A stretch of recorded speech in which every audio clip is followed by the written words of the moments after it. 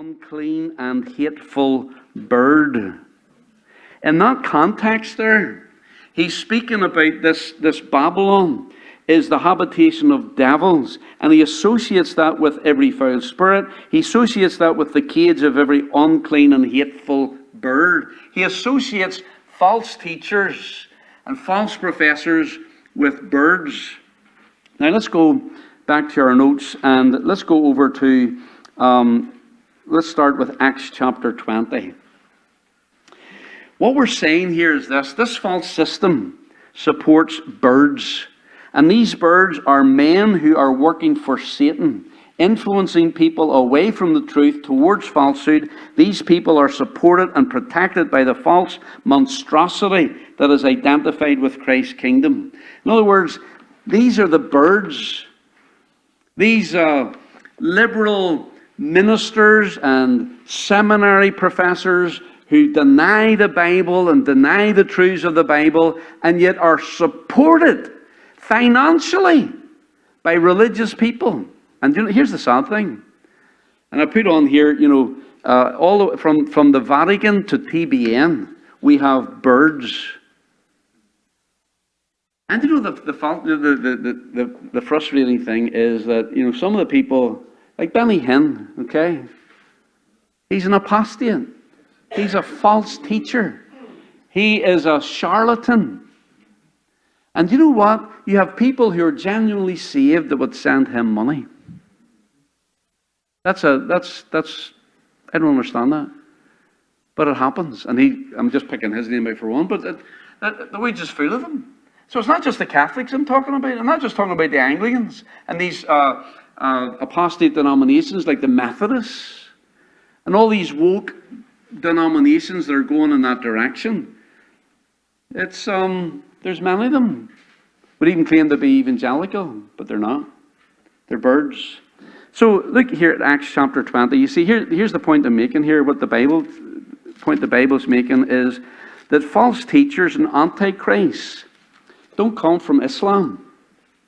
They don't come from Hinduism. They come out of Christianity.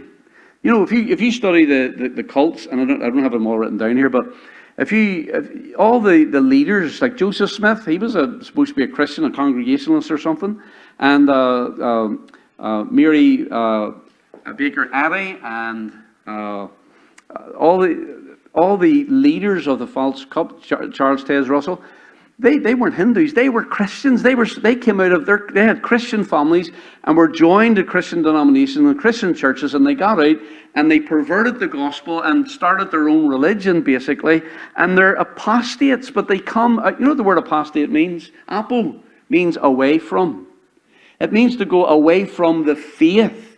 But they had to be identified with the faith in order to go away from it.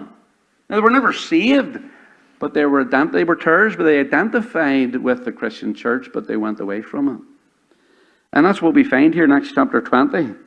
And I'll really hurry this up here. In verse 28, take heed, Paul says, these are the elders at Ephesus who came to meet him at Troas.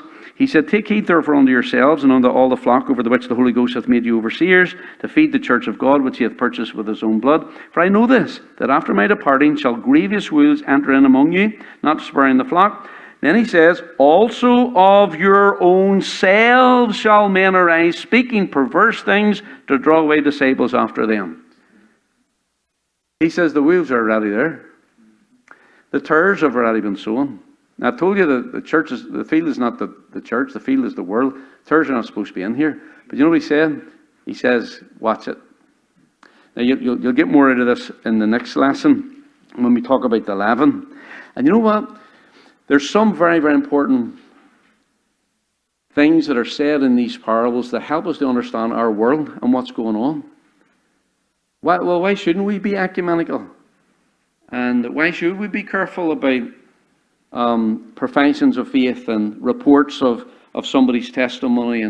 And why should we be concerned about all that? Because he's warning us here.